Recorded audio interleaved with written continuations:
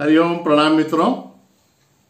भगवत गीता जी के 12वें अध्याय का चिंतन करते हुए आज हम 9वें श्लोक पर पहुंचे हैं।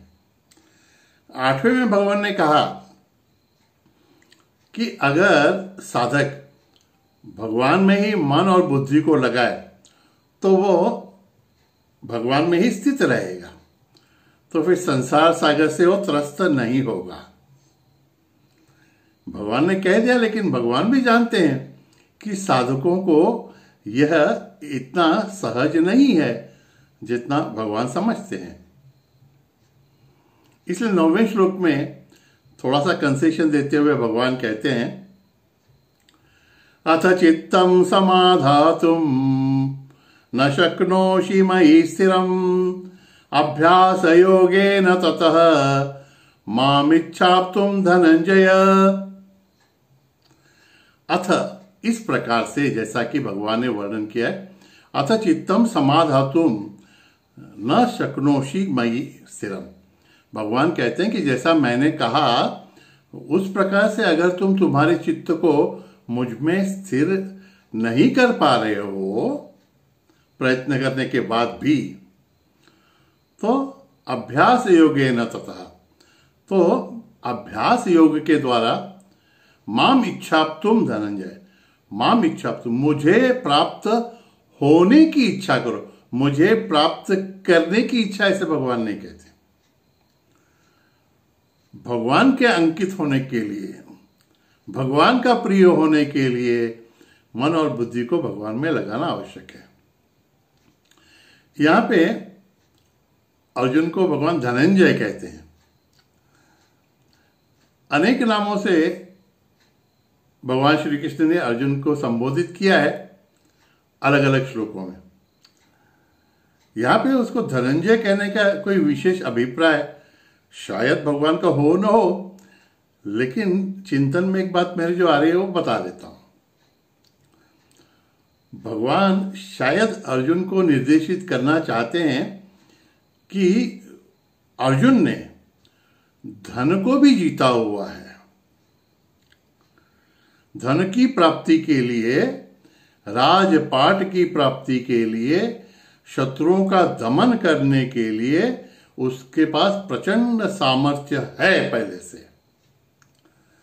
तो शायद भगवान श्री कृष्ण इंडिकेट करना चाहते हो अर्जुन को कि अरे अर्जुन, तुम तो महाबाहो हो, तुमने तो धन को भी जीता हुआ है, धन की प्राप्ति के सभी साधनों को तुमने आत्मसात कर लिया है।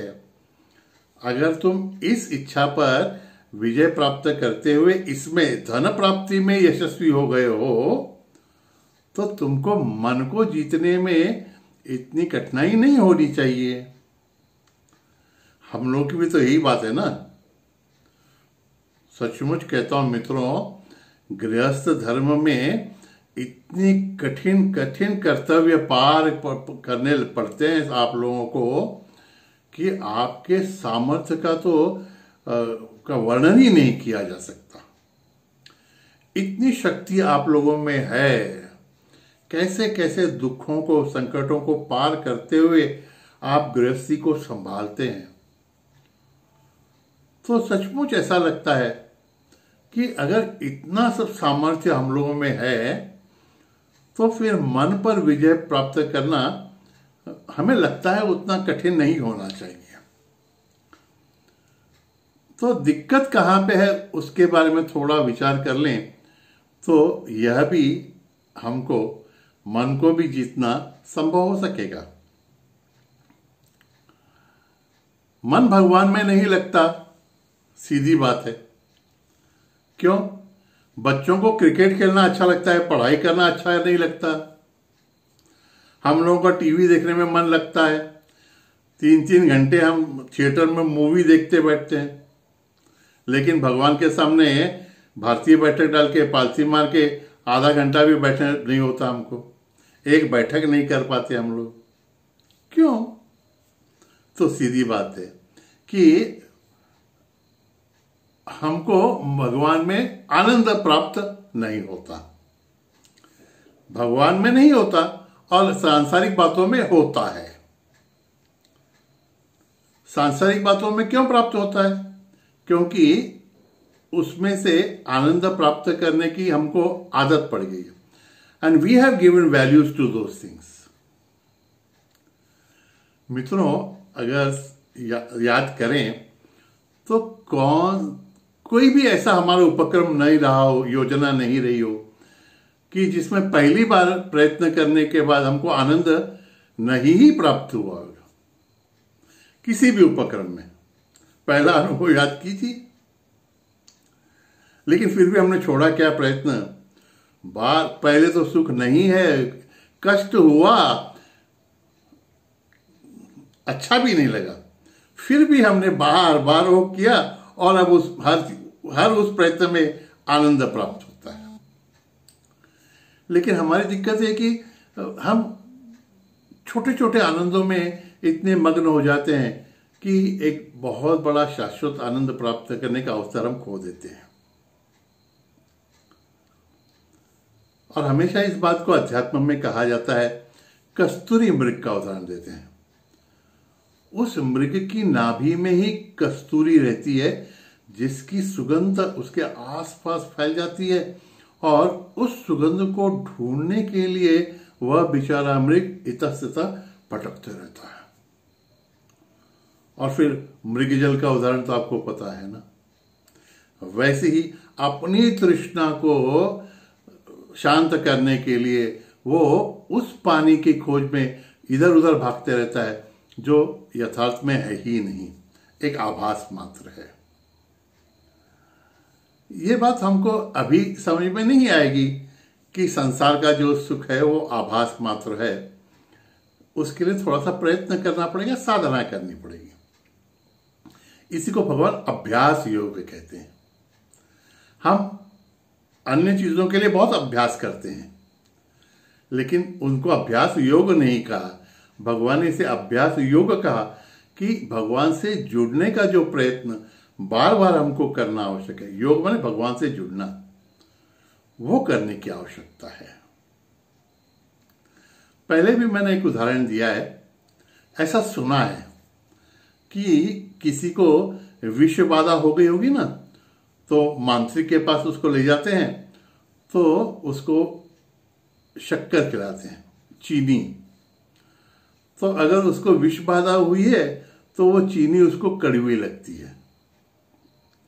मीठी चीज कड़वी लगती है, और कहते हैं उसको मिर्च खाने देंगे तो तीखी नहीं लगती। तो जिसको विष बाधा हो गई है उसको यथार्थ स्वाद का ज्ञान नहीं होता। उसी प्रकार मित्रों, जिसको विषयों की बाधा हो गई है, जो विषयों में ही रमने लगा है, वह मन, उस मन को भगवान का आनंद अनुभव में ही नहीं आता, अंशतः भी नहीं, नॉट इवन ट्रेसेस। तो इसमें हमारा दोष नहीं है, थोड़ा मन का दोष है कि उस पर वैसे संस्कार हो गए। तो जैसे उस पर संस्कार हुए हैं, उन्हीं वस्तुओं की ओर वो फिर से जाएगा। आपको तो पता है कि ऊपर से किसी भी वस्तु को छोड़े तो वो नीचे आ जाती है, सहज आती है, नेचुरली आती है। लेकिन नीचे से उसको ऊपर ले जाना हो तो श्रम करने पड़ते हैं, फोर्स लगाना पड़ता है। तो ये मन जो हमारा है ना, वो नैसर्गिक ही बहिर्मुख है, संसार की ओर उसका सहज जाना होता है, सहज प्रवृत्ति है उसकी। तो अंतर्मुख करके अंदर जो भगवान विद्यमान है उसकी ओर उसे ले जाना हो तो हमको थोड़ा अभ्यास करना पड़ेगा। तो ये अभ्यास क्या है? तो कहते हैं कि भगवान श्री कृष्ण किसी के भी अंतःकरण में कान के मार्ग से आते हैं, माने श्रवण से। भगवान श्री कृष्ण के बारे में सुनी हुई बातों के पर ही हम चले जाते हैं, और जैसे कि कल उदाहरण दिया, वो गोपियों को छेड़ते रहते थे और ये सब कई प्रकार के चित्र भी फेसबुक वगैरह पे मैं पोस्ट वगैरह देखता हूं। तो भगवान श्री कृष्ण जो हैं वो क्या है, ये बचपन से उनकी लीलाएं अगर देखें तो आपको पता चले। अरे 6 महीने की आयु में ही जिसने पूतना का वध किया वह सामान्य तो मानव है ही नहीं। और कितने हम लोग है ना, हमारे स्वामी जी उदाहरण देते कि हम लोग भगवान श्री कृष्ण की अन्य बातों का अनुकरण करने जाते हैं कि उनको 1008 16,108 पत्नियां थी, हम 2 करें तो क्या है। तो हमारे स्वामी जी कहते थे अच्छा भगवान श्री कृष्ण का अनुकरण करना है ना, तो कालिया सर्प पर जैसे भगवान श्री कृष्ण ने नृत्य किया तो तुम तो नाग के सामने रुक भी नहीं सकोगे, है ना। भगवान ने कितने राक्षसों का वध बचपन में ही किया है, तो हम तो हमारी राक्षसी वृत्तियों पर भी विजय नहीं प्राप्त कर सकते। तो एक संत ने बहुत अच्छी बात कही है कि भगवान श्री कृष्ण का अनुकरण नहीं करना है, उनका अनुसरण करना है। और भगवान श्री राम का अनुकरण करना है। भगवान श्री राम ने जैसा व्यवहार किया वैसा हमको करना है, लेकिन भगवान श्री कृष्ण ने जैसा किया वैसा पूरा सब हम नहीं कर सकते।